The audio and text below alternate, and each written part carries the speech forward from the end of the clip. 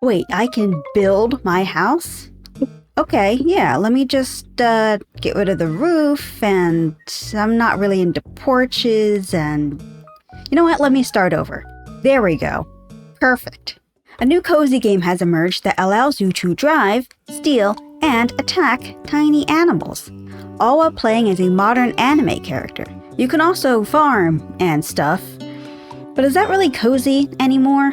Let's find out. When you enter, you get to choose 2 body types, with locked pronouns.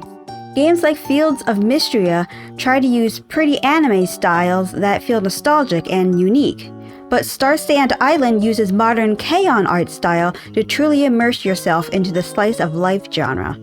I mean, look at this. You can have long straight black hair, short straight black hair, more straight hair. You can be black though, or does this count as black? Okay, you can be melanin Asian. So progressive. You start off with Solara, your bestie, showing you to your new home. The yard is a little overgrown, and Solara hates that, so she puts you to work. You do chores, and it's not a second later when she starts asking when you're gonna get a job. Give me some time, Solara, we just got here. The characters in this are hard to pinpoint. They monologue about nonsense, but all their monologues are unique to their character. Zine thinks the island is big and also small. Solara, Giovanni, and Lady all have a grandpa, and pretty much everyone loves the weather, because they love Starsand Island and have no problem with anything. Getting a job here is pretty easy though. Just go up to someone and say, I want a job, and there you go. No experience required. I ran all the way to the fishing place where I met a guy whose name I forgot. We'll call him Fish for now. Fish wants me to fish, so I fish. It's boring. I've never liked fishing in games. It's the only part of cozy games where you have to manually collect the item one at a time.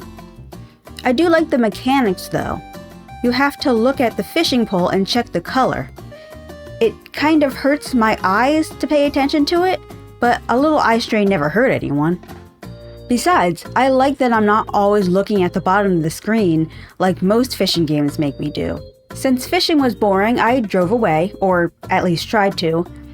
I don't have a license, so yeah. I heard you can get a skateboard from someone named Zine. Yeah, Zine. I get a job from Zine and try crafting. Zine wants me to go to the mines and gather skateboard materials. Why aren't skateboards made out of wood? Anyway, in my last playthrough, I had to go there for the explorer's job, so I got Red's quest too and headed on in. This is something I always disliked about games like this. Not the metal skateboard, the quests. Once you choose a job, you'll be running around completing quests. I personally don't like quests because it stops me from progressing in my own style. I mean, look at the bell peppers. What do you mean I can't buy bell peppers until I'm an expert farmer? I've grown bell peppers in real life and they aren't hard to grow. You just water them. How does this man still have a business when he locks the seeds behind his personal certificate? It's especially frustrating when there's already achievements in the game. This annoying little red dot pops up every time you do the bare minimum. Pick up a rock, check out the collection. Pick up a stick, check out the collection. Breathe the same air as Solara, check out the collection. It's good to tell me what is new, but I don't need it in front of the screen all the time. If I wanted to know, I'd go check it out myself. On the plus side, this game is basically Stardew Valley on easy mode. Stay up late, farm any crop at any time of the year, and give bad gifts with only mild disappointment. There's also cars in this game, and no one minds who or what you run over. It's the perfect game for someone new to the genre or a kid who's looking to just play around.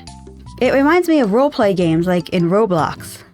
There are plenty of places you'll never touch since it's made for a lot of people with different interests. I wish they would have focused on the vacation aspect of this game more though. It's giving major Woohoo Island vibes, but that just makes me not want to work. All the jobs are easy, yes, but they're the same jobs from every farming game. Other than the anime style, it doesn't really give you a reason to play this game over another. I want to use the flowers I chop and sell them as arranged flowers. Let me sell paintings or the photos I take. I don't even like the photo modes in games, but it would give me a reason to actually use it. Oh, but yeah, back to the quests I was doing. When you enter, you're greeted with a whole camping setup. I don't know who put it there, but thanks. I can just live there forever and hoard ores. There's even a crafting bench. But what's that? A tiny bunny possessed by a purple cloud. Oh no! It bumped into me. The pain! Some lady asked me to collect these little monsters, so it's time to attack. Get him! Hit him in the butt! Okay, he's dead now. But wait, what's that bar? Oh no, he lives! Attack! Okay, so I got Lady's rabbits and crafted my copper plate skateboard. And... oh wait, I forgot to tell you. You can build in this game. I wanted to try it out, but I don't actually like having to build my own home. As you can see, it ends up looking like this. But I actually think building is the main point of this game. On their Kickstarter, they start off by explaining that you can do typical cozy game things like farming and fishing, and of course find love. Only then you keep scrolling and they finally mention the main gameplay, which is building multiple houses and decorating the island. In fact, the only reason why they made a Kickstarter was because they wanted to get the water park funded. With that in mind, this may mean that the characters we grow to love will take a backseat when you get to the end game. If you're meant to live your anime dreams, then it makes sense to want a unique house. But I don't know how water parks play into the slice of life genre.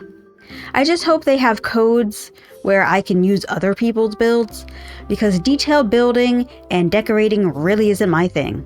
They have an online feature too, so we'll get to hang out with friends and tour their builds. Hopefully this doesn't take 3 minutes to load though. Cough, cough. New Horizons. Cough, cough. This game is lovely, but the loading time is terrible even on the demo version. The game doesn't overheat my computer, but I can see it happening to others.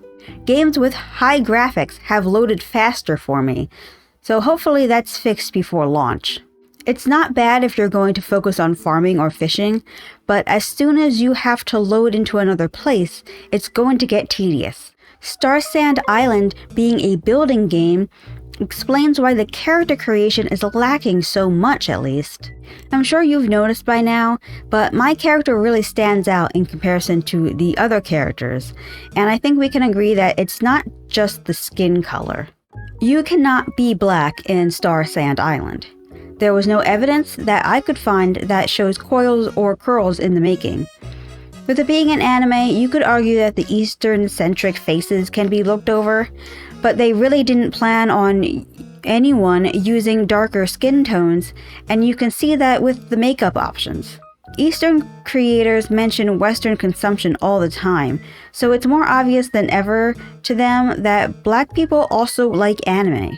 It's heartbreaking to see a wonderful game be made just to deliberately exclude a whole race of people. This game is perfect for someone's first cozy game, or if you wanted to play something simple with friends, but I suggest either having a good computer or waiting for the console version. If you wanted to play as your own anime character or wish Stardew Valley was more like The Sims, then this game is for you. But if you've played Stardew Valley, you've played this. So what do you think? Are you going to play the game and play as your own OC, or do you wish you were able to play as yourself? Tell me in the comments below. Make sure to check out my Etsy and follow my Instagram for my new comic about black fairies in the zombie apocalypse. I'll see you next time!